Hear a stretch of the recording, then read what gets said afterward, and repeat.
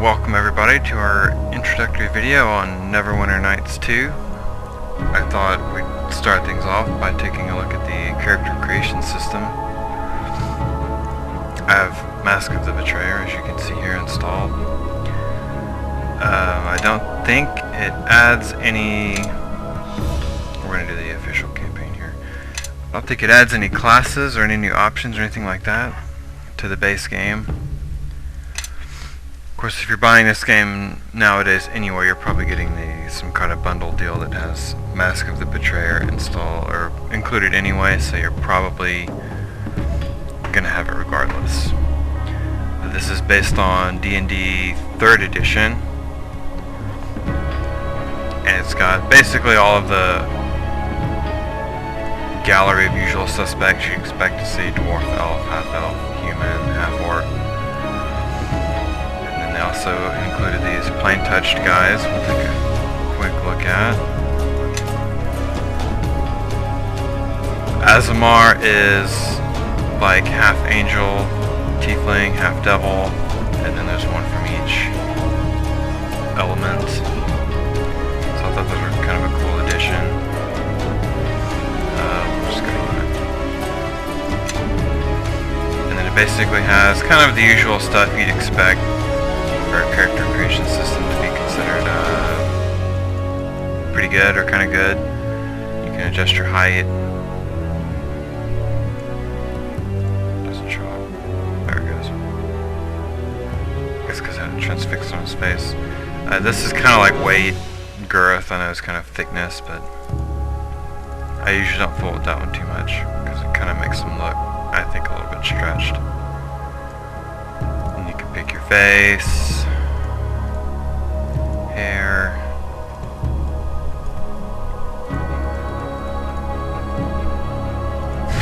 yeah.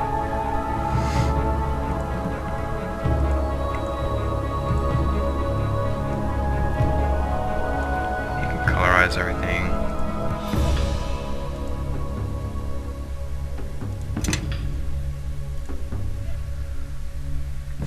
There we go.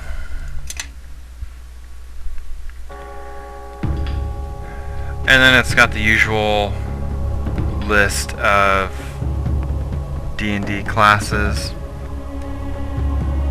fighter, barbarian, rogue. One thing that I liked, I had never seen before, is Favored Soul, which functions to the cleric in the way that the sorcerer works to the wizard.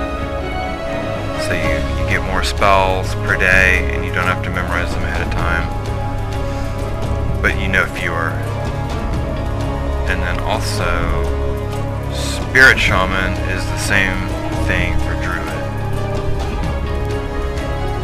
And those are actually two of my favorites, so I'm really glad that they included those. And then they also have Warlock, which I've never played, but looks kind of interesting. You sort of get this Eldritch Bolt kind of ability, and you sort of Eldritch Blast, that's what it's called, and then you sort of augment it as you level up. So it's like a caster, it looks interesting. And then they have a really big list of prestige classes.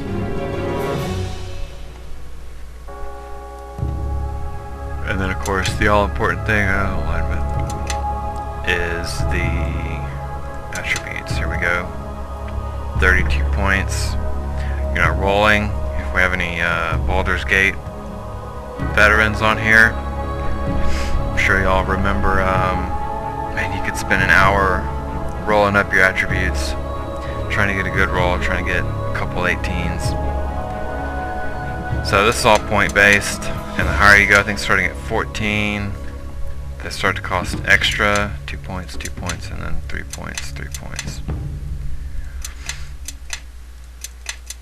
So you can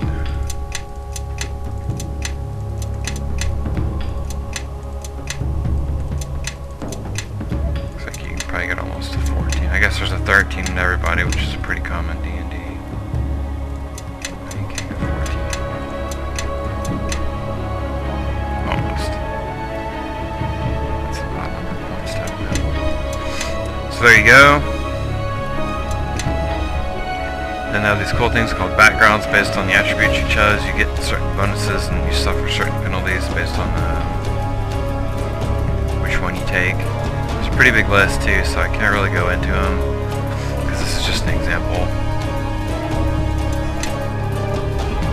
And then that's skill points. Oh yeah, I might want to see the skills. It's a pretty good skill list. Alchemy's in the tabletop game. Armor weapon, I don't think are. I think taunt is also new. It's one thing I kind of like about these computer games whenever they port the tabletop game, and especially I feel like when BioWare is involved, they always come up with some pretty good innovative new things to add to bring to the table. And then you get feats. That's cool, I've never seen that one before. Yeah, I've never been a warlock. And I think that they have more background stuff. Yeah, so there's even more background stuff you can do. So you can really, out the gate, come out with a pretty specialized feeling character. And I don't think these have, because these are feats. Feats are valuable. These don't have a negative side either, but of course you're giving up a feat to get them, so these are pretty interesting. Look up heroes, this is a cool one. +1 saving throws, +1 armor class.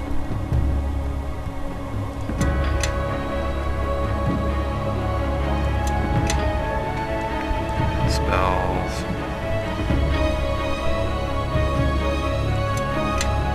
And then they have a pretty robust list of voice packages. Let's see if y'all can hear a couple of them.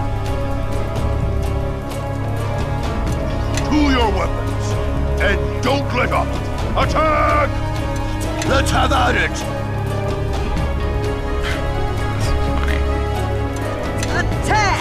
I say attack! You are so gonna feel some wrath! And if you feel like they give your character personality you don't really want, you can just click none and he'll never say anything. And then of course you can give yourself names. And there you go, and you're ready to get started. So I hope this wasn't too vague. I hope that this kind of gives you some understanding of how you're making your character. I would also invite you to check out we're going to have probably 2 game footage videos. So if you're interested at all, I'd invite you to check those out.